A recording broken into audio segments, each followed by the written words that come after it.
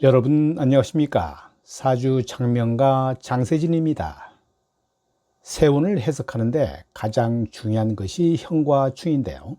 보통 충의 한자로 빌충을 쓰지만 이것은 기충이라 하고, 싸운다는 세충은 찌를 충을 씁니다. 세운의 천간은 성패, 즉 된다 안 된다, 취직, 승진, 결혼한다 등을 결정하게 되고, 세운의 지지는 길흉을 좌우하는데요. 오늘의 영상은 사건의 단초인 형과 충에 대해서 함께 공부해 보겠습니다. 길흉이란 좋고 나쁨을 말하는데요.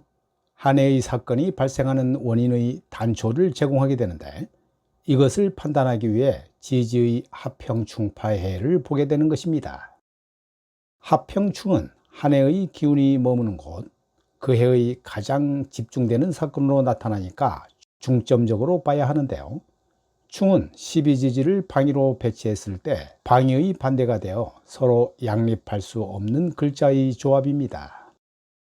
즉, 공간과 공간이 부딪히는 것, 세력 대 세력의 싸움으로, 예컨대 인묘진과 신유술이 부딪히는데 이들은 각자 자기의 지지에 영역을 가지고 있기 때문입니다.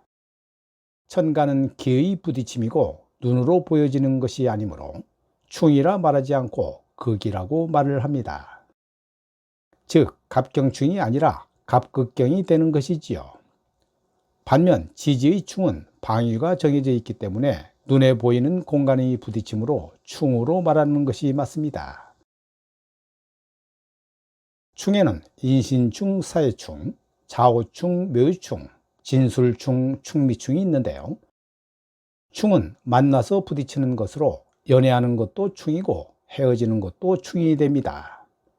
충이 되면 어떤 사건이 일어나서 갑작스럽게 만나는 것인데요. 즉, 차를 운전하다가 접촉사고가 났을 때 사고 처리하는 과정에서 서로 다투다가 남녀가 눈이 맞아 연애하는 것, 이것이 충의 만남입니다. 형은 방합에서 나오는 것으로 방합의 세와 삼합의 기가 섞인 것인데요. 화의 방합인 사오미와 화의 삼합인 인호술의 만남으로 인사형, 술미형, 오호형이 만들어지고, 금의 방합인 신유술과 금의 삼합인 사유축의 만남으로 사신형, 축술형, 유유형이 만들어지는 것입니다.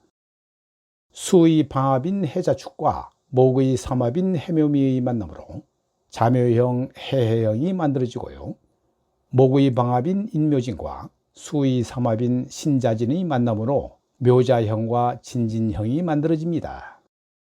방합은 수평으로 넓히려는 것이고 삼합은 수직으로 올라가려고 하는 것인데요. 형은 물질과 정신이 만나니까 갈등하고 판단력이 흐려지는 것입니다. 그래서 형이 될 때 나타나는 대표적인 현상이 갈등인데요.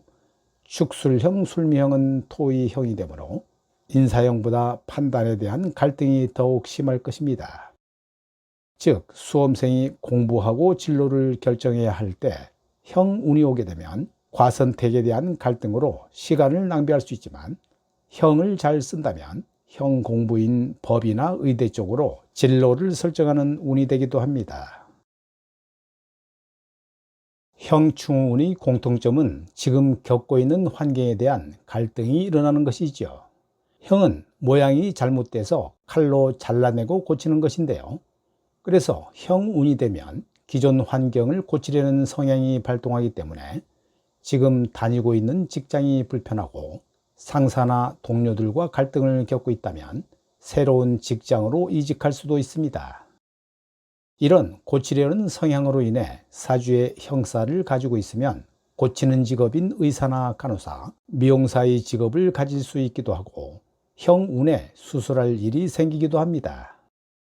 충운에는 현재 생활하고 있는 집이나 직장 등과 관련해서 자이든 타이든 기존 시스템을 바꾸는 것 또는 수정하는 현상이 일어나는데요.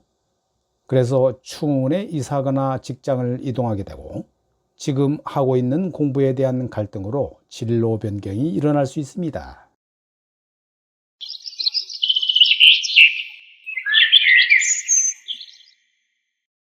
한편 형충이 부정적으로 작용하게 되면 모두 사건 사고에 휘말릴 수 있으니까 조심해야 하는 운이기도 합니다. 특히 생지충인 인신충, 사해충에는 성격이 급해져 과격하게 운전하다가 교통사고가 날 수도 있고, 지나가는 사람과 충돌이 생기면서 경찰서까지 가게 될 수도 있습니다. 형은 그 세력이 커지므로 충동적이라 사고를 일으키게 되고, 겉으로는 표현을 잘 안 하면서도 속으로는 싫어하고 미워하는데요.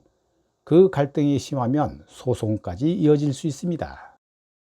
그래서 형운의 시비가 잘 걸리고 수사기관에 가서 조사도 받을 수 있는 것이지요.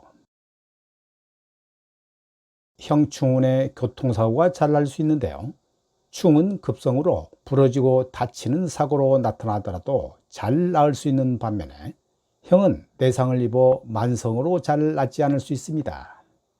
즉, 형으로 가벼운 접촉사고가 일어났을 때 겉으로는 멀쩡해도 며칠 지나면 속으로 문제가 생긴다든지, 외부에서 보이지 않는 경추, 요추 등의 문제가 생기는 경우가 형입니다. 과거의 사주를 분석할 때 형충의 부정적인 면이 많이 강조되어 왔는데요.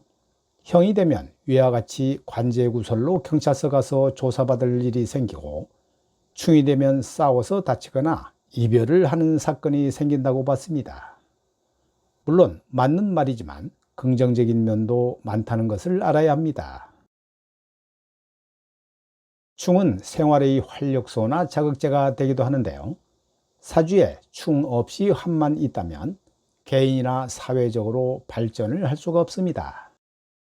즉, 충운은 그동안 나태했던 직장 생활에 긴장감을 주어 능동적으로 일하면서 자기 능력을 최대한 발휘할 수도 있고요.